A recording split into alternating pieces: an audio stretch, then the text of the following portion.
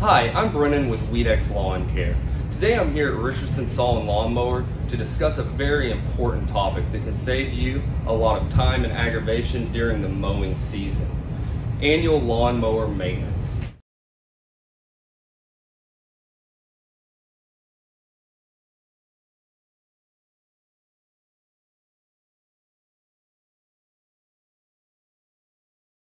Chandler and the folks at Richardson Saw and Lawnmower have been servicing the area for more than 50 years and are well known for their knowledge and great customer service. Chandler, when would you say the best time of the year to perform annual mower maintenance would be for the homeowner?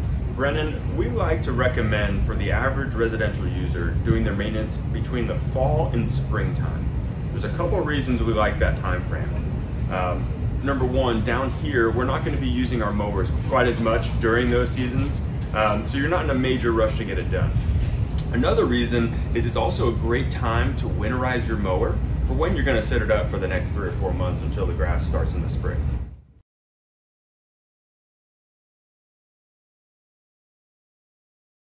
Alright guys, first we're going to start out with just a brief inspection of the mower. At this point, we're just looking for simple things that need to be addressed as we do our services. We're looking for loose wheels, bent wheels, a loose air filter cover, making sure the starter's all intact and not wobbling. We also want to check the muffler occasionally and the valve cover to make sure it's not bent in as well. This is also a good time to go ahead and tighten up some loose hardware that you may have and just give it a brief blow off or cleaning before we get started so no contaminants get into the rest of the system.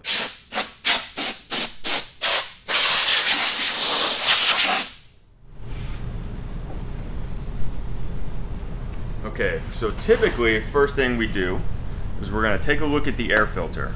We're going to check the condition of it. I also like to look inside the air filter cover. We're going to pull the air filter out. This one's not too bad, but we're going to go ahead and replace it just for good measure. The next thing we want to look for is inside the air filter box itself. This is going to tell us how good we've been at our maintenance. So as you can see in this mower, it's pretty typical of a standard residential mower. Looks like we've got a little bit of oil blowback coming through there. And then also, if we want to take a look inside there, we're going to see some dirt that's gotten past that. That lets me know kind of the internal condition of the engine. So from this point, what we're going to do is we're going to try to plug the inlet hole.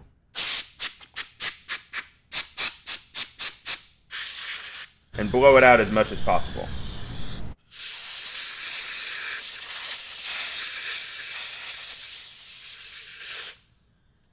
And if it's real bad, you may want to take some carburetor cleaner or ether and actually spray it out.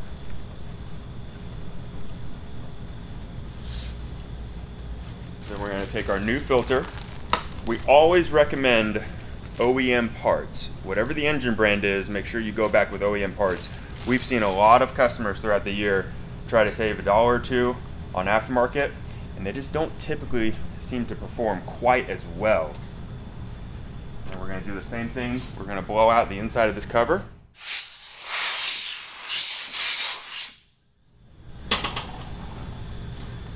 Wipe it down. We want to make sure that we're seated properly and we have a good snug fit.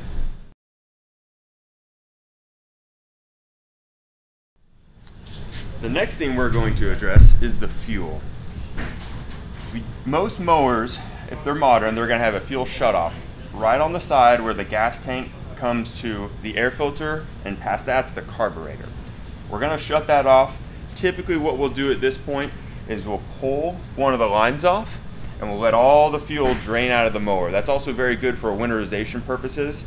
Now there's still fuel on the front side of that filter, so what you would do in that instance, you can either pull the carburetor bowl and let it drain out, or you can let it just run out. Just set it outside for 5 or 10 minutes and let it completely empty itself out of fuel.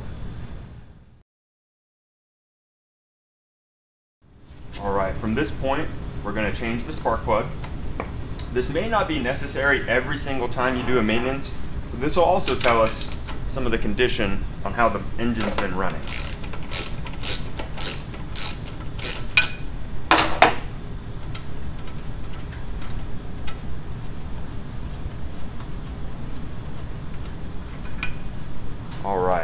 So this one is carboned up a little bit. Typically this is something I'd like to replace.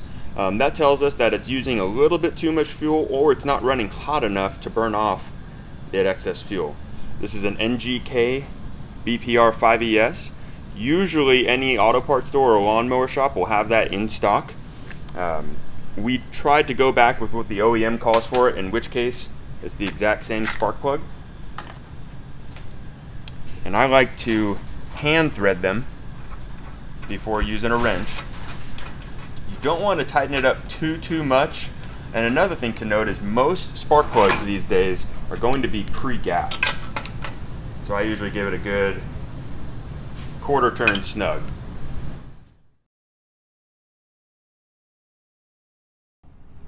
Alright, next we're going to take care of the oil change. On these mowers, what we like to do is we like to run them for 4 to 5 minutes to get it nice and hot. That's going to help the oil flow out a lot smoother and faster and get more of the contaminants out when we're changing it out. One thing I do too is when I do an oil change, I always like to see the condition of the oil before I work on it. So right there we can see some black deposits. It's also indicating a little bit of excess carbon buildup, but we're at a perfect level. Now, mowers are different. When I say that, I mean the engine manufacturers are different on how you check the oil. On specifically Honda and Kawasaki engines, we actually aren't going to screw down the dipstick, which is contrary to what most Americans think. For our cars, we actually put the dipstick all the way in. On our foreign small engines, we want to call for just placing it on the threads. That's going to give us our proper oil level. If we were to screw down, it's going to give us an improper reading at a low level. So a couple ways you can get the oil out. You can run it for a couple minutes, dump it on its side. I usually recommend getting a small or old baking pan to dump it in so you don't have to be really accurate with a bottle. That's typically the easiest way we see it done. In this case, we're actually going to use an oil extractor. Most shops are going to have these. You can also find them at different retailers. Some car part retailers are going to have them, or tractor stores as well. So we're just going to insert that in there. We can see the oil flowing out, and we can start hearing it when we're getting to the very end. At this point, I like to try to move it around to pick up as much of the deposits as I can. And at that point, I think we're good. One of the important things a lot of people don't think of is using either OEM oil or oil specifically designed for small engine use. These engines run at different temperatures than your standard car oil you're going to use. They have some different additives as well. Zinc being one of the most important things for air-cooled engines. Most manufacturers are going to call for an oil that contains a little bit higher zinc than normal. And once you pick an oil, I typically recommend sticking with that oil. Try not to change your brands or synthetic, non-synthetic. Now we're just going to typically pour it in there. And I usually like to pour on small engines maybe about half a bottle. And my favorite method here is going to be what I call the check and add method. So we're going to fill up the reservoir a little bit, and we're just going to keep checking it until we get to the proper level. So you see I need to add a little bit more. It's not quite all the way up the dipstick for the markings. Another good practice is once you get it to the right level, go ahead and start up the engine, let that oil circulate in, and then check it after you ran it for a little bit. And that seems to be good there. It's just over the X's. We'll go ahead and tighten that down, wipe off any excess, and that's it.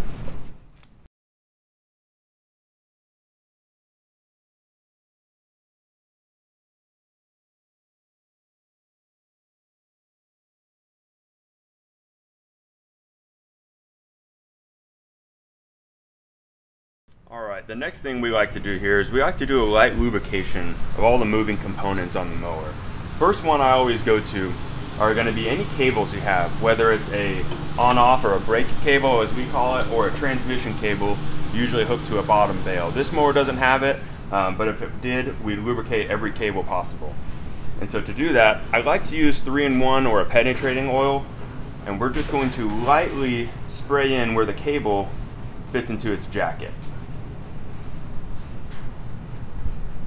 And it can get a little messy. And from this point, we're just going to work it in a little bit. Kind of work some of the oil down there. It doesn't need a whole lot, but this is real just preventative for as these mowers sit over the winter or as they get used through the season. Another point you can lubricate is going to be where the cables come out. Anytime you see a jacket opening, you're going to want to get a little bit of oil in there.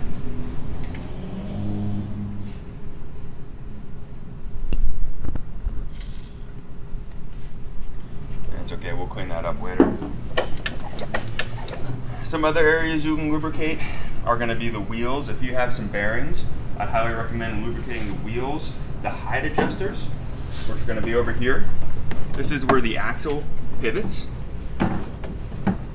down in there. And then also, if your starter is not retracting all the way, so let's say you're hanging down a little bit and the spring seems a little weak, one of the things that can sometimes help with that is you remove the starter. Most of them are going to be 3 or 4 bolts, or nuts in this case, and you'll turn it upside down, clean anything out you possibly can, and then lubricate that as well. That'll sometimes help that spring work its way back in.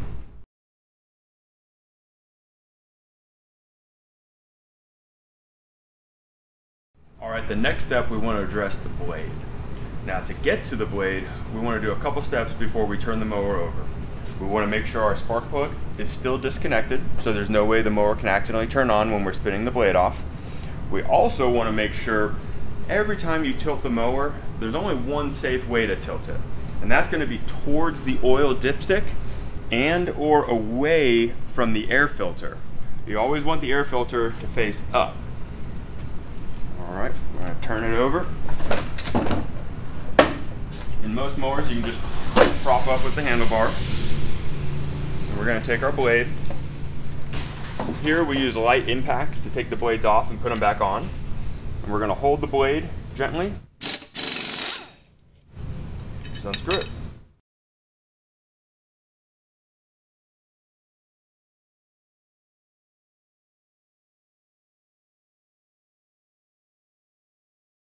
Alright, so on our initial blade inspection, we noticed that this specific one has quite a few nicks on there. It doesn't appear to have been sharpened before. We're okay to sharpen there. One thing people don't realize is it's not so much when replacing a blade that you need to worry about how far this leading edge goes back. It's more so you need to worry about the thickness in the rear of the blade. Most OEMs are going to spec that when the rear tail of the blade, or sail as some people call it, gets to half the thickness of the thickest part is when you need to replace it. If you do not replace it, what's going to happen is it'll become out of balance much quicker than normal, which can cause some other issues. Another thing we like to do when we have the blade off is we just want to inspect the crankshaft. There's a couple ways to do this. It's easiest when you have a buddy or a helper. We want to make sure the crankshaft is not bent. Now remember, the spark plug's out, so this will not turn on. A couple things that can be caused by a bent crankshaft are uneven cut, excessive vibration. When that happens, you're going to start developing maybe some oil leaks. You're going to put premature wear on the engine. You might notice a lot of the hardware will loosen up much faster than normal. You can also get a bunch of random swirl marks in the yard as well.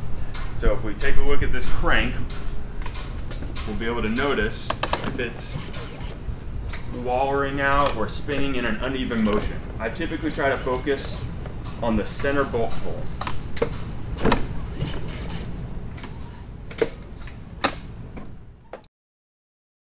Alright, so now that we're done with testing the engine RPMs and adjusting them to factory specs, we're going to power wash this, and then we're going to run it and let it dry off.